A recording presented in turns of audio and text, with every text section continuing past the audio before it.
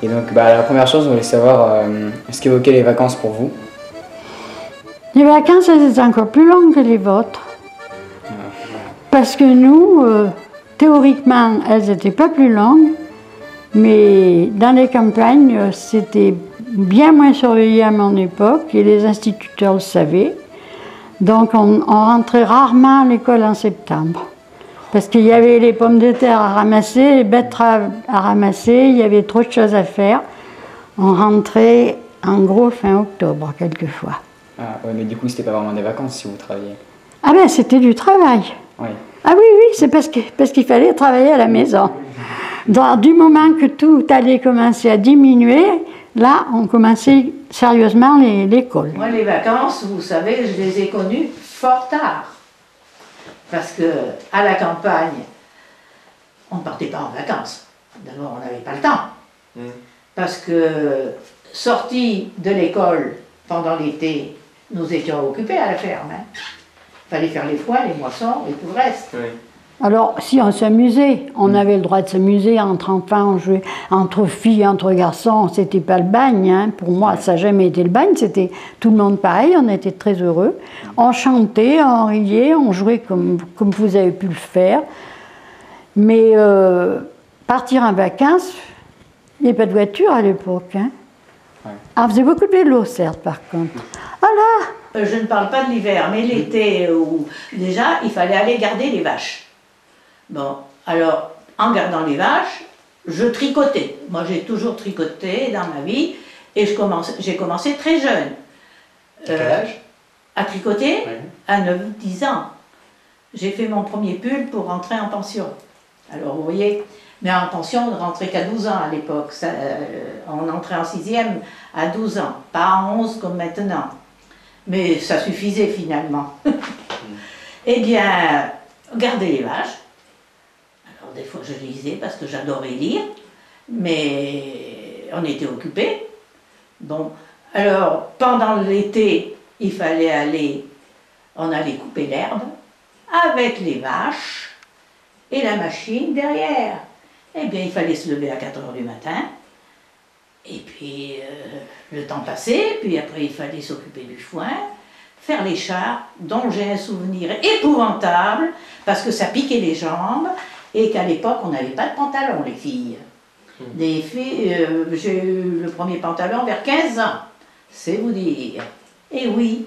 Donc exclusivement des travaux agricoles, finalement. Eh bien, exclusivement, puisqu'on était à la campagne, et puis toutes les camarades de mon âge étaient pareils, hein. Et tout le monde était comme ça, quoi. Puis après, il y avait les moissons, puis après, il y avait l'arrachage des patates, enfin des pommes de terre, disons. Il fallait les ramasser. Là, moi, je n'ai jamais arraché les pommes de terre. Et puis après, on recommençait le cycle d'hiver, où on était beaucoup plus calme, quoi. Et vous enchaînez ensuite avec l'école? Eh bien oui. Mais moi, j'aimais beaucoup l'école, parce qu'à l'école, on était beaucoup plus tranquille. Bien qu'il y ait des dictées tous les jours et des problèmes tous les jours. Les vacances n'existaient pas. Mais habitant dans une ferme de environ 400 hectares, avec tous mes petits copains musulmans ou autres, et ainsi de suite et tout, on n'avait pas besoin d'aller chercher un carré de sable à 100 km, alors qu'on avait tout sur place. On jouait aux billes, on jouait des trucs comme ça. Les seules, on va dire, supposées vacances, et c'est entre guillemets, c'est quand il fallait aller voir les grands-parents. Alors ça nécessitait ce fameux déplacement de 30-40 km, de partir à 2 h du matin, le dimanche, parce que le père avait demandé l'autorisation à son patron de prendre la carriole, de s'absenter toute la journée, et de rentrer le soir que vers 22-23 h. Mais en sachant que lui-même, il fallait que dès le lendemain matin, à 2-3 h du matin, il fallait qu'il se lève, qu'il pense les bêtes, et ainsi de suite, et qu'il soit prêt à retourner au champ pour travailler. Donc les vacances, il n'y en avait pas. Ou alors, il nous mettait dans un taxi, pas taxi, dans un car qui est relié une ville à une autre. Il nous accompagnait jusqu'au car, il nous confiait au chauffeur de car, et le chauffeur de car nous déposait à l'autre extrémité du voyage, et qui nous laissait à quelqu'un de la famille qui était venu nous prendre. Et on passait des vacances comme ça, mais non, puisque chacun vivait chez soi. On n'avait pas le temps mais on n'avait pas le temps de s'ennuyer non plus. On ne cherchait pas des jeux comme ça. Les circuits de voiture, on se les faisait soi-même. Tout. Les filles faisaient les marelles, faisaient tout un tas de trucs. Les poupées, elles se les fabriquent. Nous, alors, puisque ça fait peut-être partie du cadre de jeu, c'est qu'on était très inventifs. Quand il arrivait que la mère fasse un jour dans la semaine une boîte de sardines, du vendredi, la boîte de sardines, on l'a percée de 4 petits trous, on mettait un fil de fer à côté, on fabriquait les roues et on tirait les boîtes de sardines. Alors le dimanche, par contre, il n'y avait pas... C'était très respecté à l'époque, on travaillait rarement. On travaillait en cas d'orage pour les foins, là on ne regardait plus. Mais autrement, le dimanche, on se réunissait. Après, plus tard, il y avait énormément de balles de village. Vous voyez, on avait des balles de village, on jouait beaucoup aux cartes, c'était des jeux simples, quoi. On avait la radio, donc on essayait d'imiter, on chantait les chansons qu'on entendait à la radio. Non, moi, je n'ai pas souffert de ça. Il y avait un petit côté familial, truc, c'est que suivant les saisons, et ben, mon père, ma mère, alors c'était un peu les traditions hispano, truc, s'asseyaient, et nous, on était assis par terre, couchés sur l'herbe ou des trucs comme ça, et jusqu'à des heures infinies, ils nous racontaient des histoires. Ça, par contre, ça, c'est le côté que j'ai gravé de mes parents, c'est les histoires. Mais jusqu'à s'endormir, quoi. Et mon père, dans son manque d'éducation scolaire et ainsi de suite et tout, il avait le truc de nous nommer les étoiles par étoile. Où est-ce qu'elles vont, comment qu'elles viennent, les chariots et ainsi de suite. Moi, j'avais la chance d'avoir une mère grande voyageuse. Mes parents étaient divorcés et j'ai eu l'occasion de pas mal voyager. Je me souviens une fois d'avoir traversé toute la France pour aller rejoindre ma mère aux Baléares en autostop. En autostop? Ah oui. J'avais votre âge, je devais avoir 16 ans. Parce que vous n'aviez pas le permis. Ou bien, une autre fois, ma mère m'avait débarqué dans un vaisseau de Nelson, dans le port de Portsmouth, qui entraînait ce qu'ils appellent là-bas des Navy Cadets, donc des cadets de la marine. Et j'ai passé deux fois un mois, si bien que j'ai été nommé officier junior de la marine anglaise. Mes premières vacances, je les ai eues à 43 ans. Ah oui. Mes premières vacances. Oh, pendant ces vacances, on a fait quand même un grand tour, parce qu'on est parti d'ici, on est parti jusqu'au Luxembourg, on a passé en Allemagne, on a passé en Suisse, on a fait un des grands tours. Vous y alliez comment, en voiture? En voiture, oui, en voiture. Et là, on partait tous les ans après en vacances. Mais c'était assez difficile, quand mon mari était artisan, donc c'est pareil, il fallait prendre des jours en même temps que moi, en août, quoi. Quels sont vos meilleurs souvenirs de vacances? Moi, je préfère la montagne, honnêtement. La montagne? Ah, honnêtement. Je ne savais pas ce que c'était que la mer. Je suis allée à la mer, mais je n'ai pas été une fan de la mer. Je ne me vois pas coucher sur une serviette pendant 4 heures à me faire bronzer. Hein. Inutile de me parler de ça. Je me suis assez fait bronzer en soutien-gorge et en short dans les champs. Parce que moi, j'ai toujours été dans les champs avec un short et soutien-gorge en couleur. Meilleurs souvenirs, les fois où on partait au bord de la mer. Bien sûr, je n'ai jamais profité de la mer totalement, n'ayant jamais appris à nager. Parce qu'évidemment, il n'y avait pas de piscine à l'époque, pas de piscine dans notre village, mais même pas de piscine à Ambert, qui était la sous-préfecture à l'époque. Alors, on n'apprenait pas à nager. J'ai vu la mer à 19 ans, parce que j'étais en premier poste et qu'il y a eu un voyage organisé, et nous sommes allés à Biarritz. Eh bien, j'ai autant de dire, j'ai ouvert les yeux bien grands. Oh, je pense que effectivement, les meilleurs souvenirs, c'était avec ma mère quand nous partions en voiture. Je crois qu'elle non plus, ses moyens ne lui permettaient pas de grands voyages. Et on partait en voiture. Et ces découvertes étaient des... Oui, c'était une façon d'envisager les choses sous un angle d'étude en quelque sorte, de mélanger l'agrément des vacances avec l'étude de quelque chose.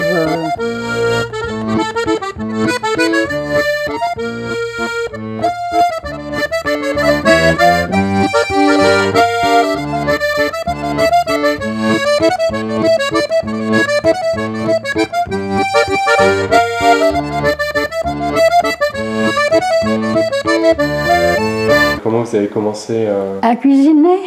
Petit Ou très jeune, parce que les hommes et même les femmes allaient au champ, donc on estimait qu'à 10-12 ans, une fille pouvait faire la soupe, qu'elle pouvait même s'occuper de la cuisine, le plus simplement possible, des explications assez vagues, les pommes de terre en cocotte, vous voyez, avec des petits lardons, la salade, tout ça, il fallait savoir se débrouiller. Oh, 7 ou 8 ans, je ne me souviens pas exactement.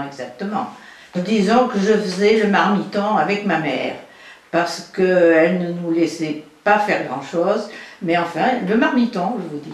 Mais il fallait vider les volailles, éplucher les lapins, les peler, Oui, c'était pas très facile non plus. Mais enfin, on était habitués, on ne trouvait pas ça drôle. Oui, et puis à petit, on affinait ce qu'on avait appris. Les premières fois, c'était casser les œufs, séparer les blancs des jaunes. Pour une petite fille, c'était aïe, aïe, aïe, c'était compliqué. Puis au bout de 2 ou 3 fois, on y arrivait. J'ai appris sur le tas. Je n'ai jamais suivi d'école de cuisine. Oui, c'est ma maman qui m'a appris. Quel âge aviez-vous? Peut-être que j'avais 8 ans, 10 ans, 12 ans. Disons un peu maman. Et puis par la suite, moi j'étais très jeune quand je me suis mariée. C'était les grands-mères du coin, c'était les voisines. Elles avaient une autre recette. Tiens, moi j'ai essayé de faire ça, tu pourrais. On nous expliquait. On se passait un petit peu les modifications entre voisins. Et les repas du midi et du soir étaient différents? Ah oui. Oui, il y avait le potage, parce que je faisais la soupe, moi. Les carottes, les pommes de terre, je mettais un peu de tout, tu vois, même de la salade, même tout ça, et puis je moulinais tout ça. Et voilà, ça faisait le bouillon. Et on pouvait le manger soit avec une biscotte, ou on mettait même un peu de pain, tu vois, des fois. Mais pas comme ça, carrément. Un peu dans l'assiette, et puis on mettait le bouillon. Est-ce qu'il y a une différence au niveau de l'alimentation entre le repas du midi et du soir? Ouf, vous savez, c'est ce que je vous dis, ce qui me paraît bizarre aujourd'hui, c'est que les gens n'étaient pas obèses. Et si je vous dis le nombre de repas qu'on faisait, ça va vous faire peur. Parce qu'on se levait très tôt, c'était régulier. En été, il n'était pas rare qu'on se lève à 4 h du matin, 5 h du matin. Donc, un déjeuner un peu, disons, plutôt léger, café au lait avec tartine ou café noir, selon les goûts. À 9 h, c'était soupe, carrément de la soupe avec du pain, accompagné d'œufs durs et de fromage.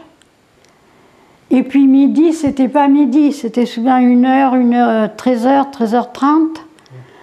Alors là, il y avait d'entrée, il y avait un gros plat de consistance, de la salade, fromage toujours. Le fromage, il était toujours, et on appelait ça la pentière. C'était le tiroir de la table, il y avait le saucisson de fromage, les œufs durs cuits d'avance. Et après, à cette époque, les femmes moins, mais les hommes allaient faire une petite sieste parce qu'ils fauchaient à la main, ils faisaient tout à la main. Et à 4 h, on cassait la croûte encore. Sur 5 h, 4 h, c'était le 4 h, on appelait ça. On le faisait vers 17 h 30. Et ça revenait à peu près au même quand on avait un peu quelques fruits, mais c'était toujours fromage, trucs comme ça. Et le soir, par contre, c'était la soupe. Alors la soupe, c'était des grands bols de soupe, c'était du fromage, c'était quelques desserts au lait, et c'était tout. Mais ça fait quand même pas mal de repas dans la journée. Ah ben, quand j'étais jeune, j'ai toujours été en institut, si bien que j'étais soumis à des règlements d'institut. Oui, voilà. Oui. Hein, les repas, c'était midi pile, c'était 19h pile, etc. Oui, d'accord. Et entre les repas du midi et du soir, est-ce qu'il y avait une différence? Ah ben, chez nous, comme on était des gros mangeurs, il n'y avait pas de grande différence. Mais... peut-être de quantité? Voilà, en quantité. La mère faisait toujours à manger pour beaucoup, pour être sûr que tout le monde mange à sa faim. Mais même si malgré ça, il y avait des restes, parce qu'il y en avait, on les finissait le soir, additionnés, soit de lait pur, bien sûr, comme ça, de soupe. Bien sûr, pas trop de fromage, ça n'existait pas. On n'allait pas chercher une truc de brie ou de camembert, ça n'existait pas. Il n'y avait pas de frigo. Il faut dire aussi qu'il n'y avait pas d'électricité. Hein. Tout se faisait quand même au four, truc, et ainsi de suite. Hein. Il n'y avait pas le gaz, quand on a un bouton, il y a appuyé dessus. Il fallait allumer les feux. Au bois? Ah, au bois, oui. On essayait de varier, hein, quand même, parce que manger toujours la même chose, c'est pas très marrant. Alors, ce qu'on se disait entre voisines, et comme qu'on faisait beaucoup de pommes de terre à l'époque, je ne sais pas comment je vais tourner mes pommes de terre aujourd'hui. Ça se disait bien, ça. Alors, on faisait des ragoûts de pommes de terre carottes, on faisait des pommes de terre au four, on faisait des frites, on variait, ou on faisait carrément des légumes. Les éléments essentiels de la nourriture, c'était toujours les mêmes. C'était ou la pomme de terre, le chou, pour les viandes, c'était un peu de porc. Nous, là-bas, c'était un peu de porc, parce qu'il n'y en avait qu'un par an. Il fallait le faire durer toute l'année. Ici, il y en avait plus, bien sûr. Et la viande qu'on pouvait avoir. Alors donc, les recettes et les noms ont changé, mais quand on réfléchit bien, c'était tout pareil. Et puis ce qu'on avait, on avait des petites rivières poissonneuses, donc on pouvait attraper des poissons, des petites fritures fraîches. On avait de la truite, on avait un petit étang qui nous appartenait, donc il y avait du poisson.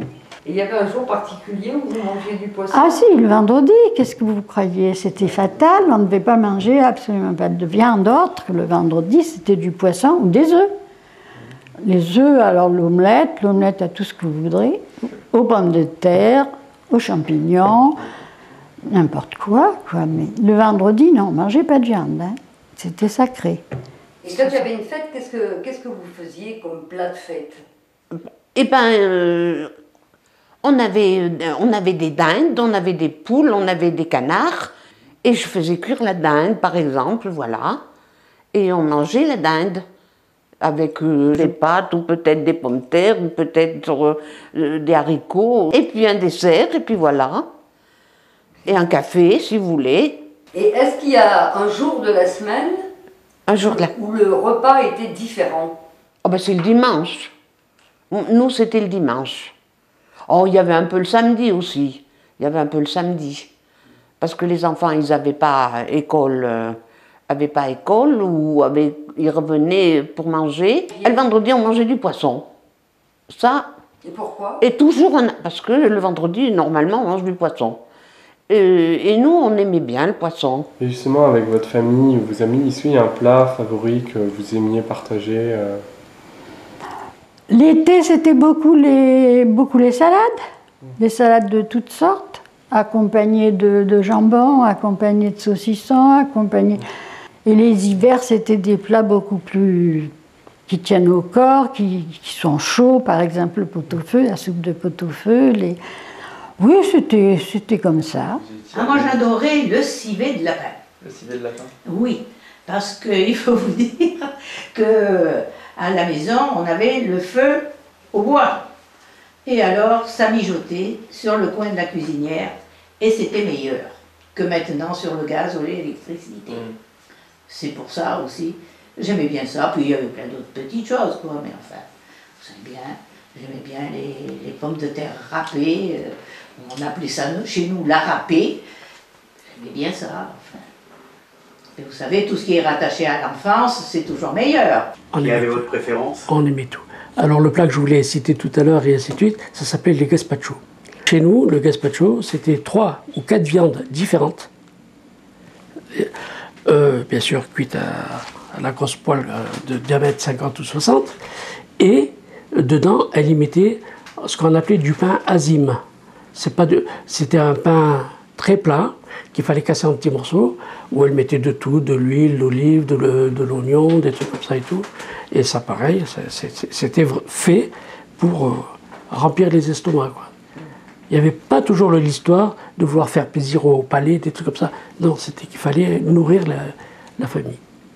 Ben, mes plats préférés sont assez typiquement suisses, qui est de l'émacé de veau à la zurichoise, que j'ai transformé maintenant en émacé de volaille, parce que ça coûte moins cher que l'émacé de veau. Et bah, il faut être au moins 3 ou 4 pour que ça vaille la peine. Bah oui, oui. Ouais, c'est vrai. Ça, avec des... Comme je suis à moitié d'origine suisse, avec des rösti, c'était un petit peu le plat traditionnel qu'on avait en famille à l'époque. Cuisiner pour vous, c'est vous cuisinez pour vous ou pour des personnes que vous aimez? Enfin, vous faites ça plus par plaisir ou... On cuisinait, on a démarré parce que cuisiner c'était une obligation. On savait qu'il fallait qu'on mange, souvent des familles nombreuses. Mais oui, c'est vrai que l'hiver, on faisait plus de petites sucreries parce que les femmes avaient moins de travail dans les champs. C'était un plaisir d'inviter ses voisins à manger des tartes ou à manger des beignets. Vous voyez, quand on faisait des beignets, c'était bien, oui. Ça a toujours été un plaisir. Moi, tant que j'ai pu le faire pour mes petits-enfants, c'est un plaisir de leur faire une gâterie. Oui. Mais enfin, quand tu as à faire mon métier, c'est quand même dur. Hein. Ouais. C'est quand même dur. Ça, certainement, il y a des gens qui aiment beaucoup faire la cuisine. Moi, je l'ai faite parce qu'il fallait la faire, quoi, souvent. Mais j'aime bien la manger, par contre. Est-ce que vous connaissez les restaurations rapides, les fast-food? J'en ai beaucoup entendu parler, surtout par la télévision. Oui, voilà. Mais je dois avouer que ça n'est pas exactement ma tasse de thé. Oh, ne me parlez pas de ça. Moi, j'ai l'habitude de m'asseoir, de manger. Évidemment, j'ai toujours fait ça dans ma vie. Et je comprends que ça peut arranger certaines personnes. La vie a tellement changé. Les gens n'ont plus le temps de rentrer à midi chez eux, ils n'ont plus le temps de cuisiner. Ça, c'est certain. C'est peut-être un mal nécessaire, mais c'est un mal. Mais c'est vrai que la nourriture actuelle, bon, on ne peut pas la rejeter. Et en plus, il faut dire aussi qu'ils s'arrangent pour faire que ce soit bon. Parce que s'ils faisaient des trucs et que ce soit pas bon, ils tomberaient vite la clé sous la porte, sous le paillasson. Mais non, on fait comme tout le monde, on s'adapte vite. Quand même. Bien oui, puis alors on est rentré comme tout le monde dans la société de consommation, bien content de mettre les deux pieds dedans, même si maintenant on fait marcher en arrière. Parce que vraiment, cette société de consommation nous fait avaler des choses qui ne sont pas très bonnes pour la santé. Est-ce que vous regrettez d'être dans cette société de consommation? Eh bien non, parce que d'abord, on y est rentré des deux pieds à la fois. Moi, je suis bien contente d'avoir une machine à laver le linge au lieu d'aller laver le linge au ruisseau, comme on faisait dans mon enfance. Ça, c'est certain. Je suis bien contente d'avoir un frigo, alors qu'avant, on n'en avait pas. On mettait à la cave, si la cave était fraîche, ou pour le beurre ou les choses comme ça, dans le puits. Enfin, dans un seau, dans le puits, tout ça. Évidemment, je préfère avoir le frigo. Évidemment, je préfère avoir d'autres choses. Mais d'un autre côté, surtout au point de vue alimentation, on régresse, sérieusement. Totalement différent. Moi, je crois que j'ai vécu une époque où on a transformé tout. À mon époque, il n'y avait pas de machine, on faisait tout avec les mains, avec les bras, avec les outils. Et là, bien sûr, on fait tout mécanique. Moi, a priori, je peux vous dire que ce qui me ferait peine, c'est de revenir laver les draps à la pierre du lavoir dans la caisse en bois. Et ça serait quand même dur. Allumer du feu à n'importe quel moment de la journée, même quand il fait très chaud, Alors là, quand on a commencé à avoir des petits réchauds des Butagas, comme on disait, c'était merveilleux. Hein. Oui, la vie, elle était bien, au point de vue social. Les plats étaient certainement plus simples, plus nourrissants, la végétation n'était pas comme aujourd'hui, rien n'était traité. Et en compensation, c'était plus dur au point de vue physique. C'était des levées très tôt, des couchers très tard. Même l'hiver, pour les bêtes, il fallait se lever très tôt. C'est pas la même vie, mais enfin, j'apprécie quand même beaucoup. Hein, oui, il y a quand même beaucoup de choses qui sont quand même beaucoup plus appréciables.